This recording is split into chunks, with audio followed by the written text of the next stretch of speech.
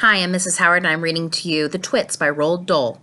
It was published in 1980 by Puffin Books. They have all rights and are reserved to this, and I'm only doing this for the education of who can ever watch it, and I have no desire to make any kind of money off of this.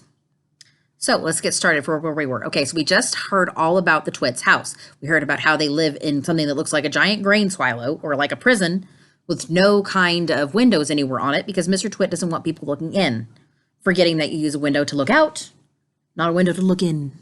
Okay, and so they also have a garden, which is kept by Mrs. Twit, and it's full of things that nobody would ever want to grow in a garden. Stickers. It's full of stickers. Spiky nettles, stinging thistles, or oppositely. Okay, and they also have a monkey cage, and it has 4 monkeys in it. Those monkeys belong to Mr. Twit.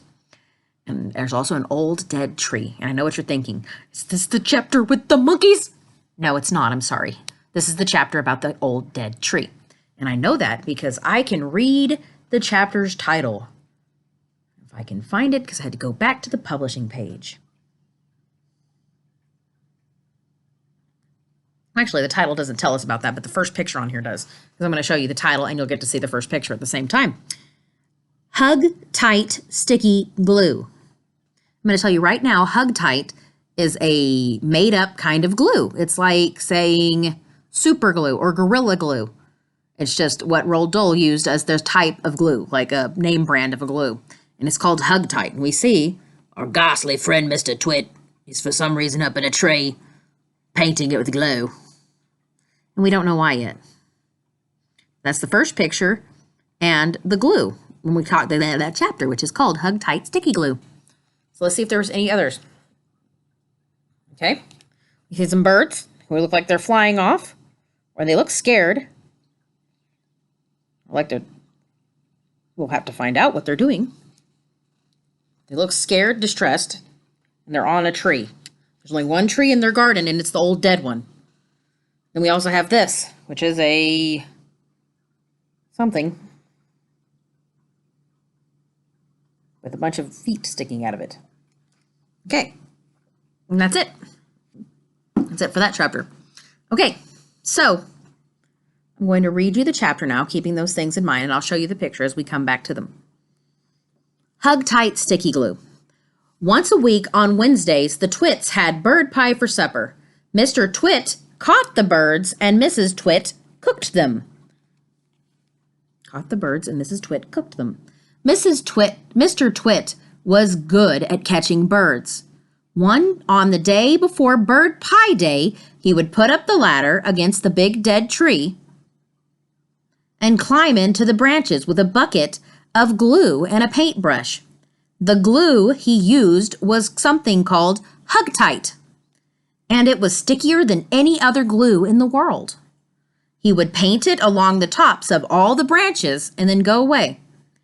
And as the sun went down, the birds would fly in from all around and roost in the old dead tree, in the big dead tree, for the night. They didn't know, poor things, that the branches were smeared with horrible Hugtight.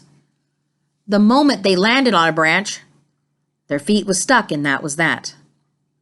The next morning was Bird Pie Day, which was Bird Pie Day. Mr. Twit would climb up the ladder again and grab all the wretched birds that were stuck to the tree.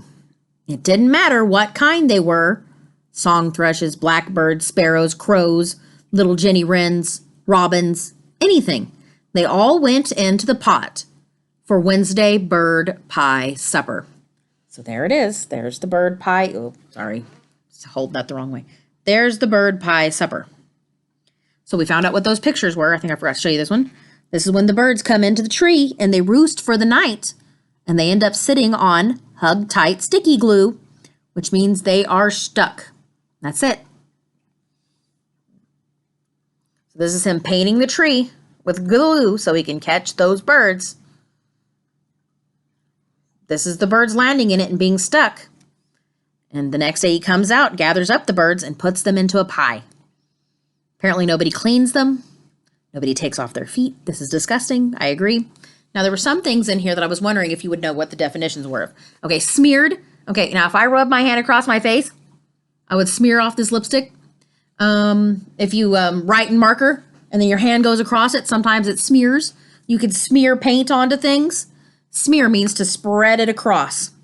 Okay, so he smeared the tree with Hugtight sticky glue. Roost is whenever a bird flies in and lands somewhere. They're roosting. They're perching. They're sitting. Roost sometimes has the meaning of it happens for a while, like they're stuck there for a while. It's not just they perch and fly off. It's they roost, they stop for a while. And then there's a whole big list of birds. Song thrush, blackbird, sparrows, crows, little jenny wrens, robins.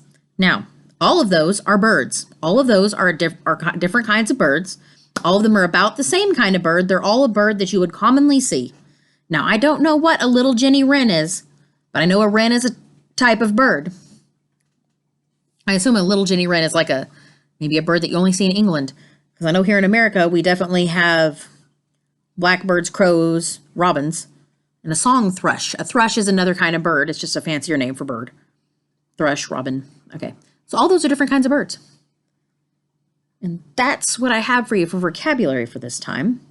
And so I leave you with the good news that we meet more characters when we come to the next chapter.